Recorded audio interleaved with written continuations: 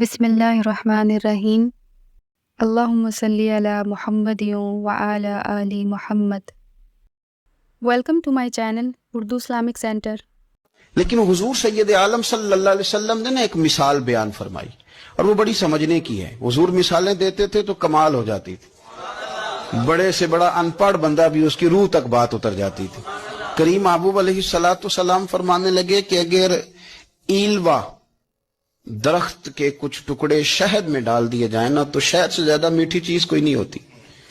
تو حضور فرماتے ہیں کہ وہ ایلوا کا درخت جو ہے وہ شہد کو بھی بگاڑ دیتا ہے، اس میں کرواہٹ پیدا کر دیتا ہے، حالانکہ وہ بڑا میٹھا تھا، اپنی جگہ اس کی مٹھاس میں کوئی کسی قسم کی کمی نہیں تھی، لیکن وہ ایلوا کے درخت نے اسے بگاڑ دیا۔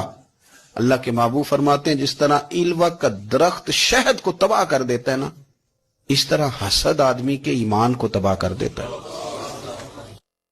میری ویڈیو کو لائک کریں اور زیادہ سے زیادہ شیئر کریں تاکہ صدقہ جاریہ کا ثواب آپ کو بھی ملتا رہے، اور میرے چینل کو سبسکرائب کرنا نہیں بھولیے گا۔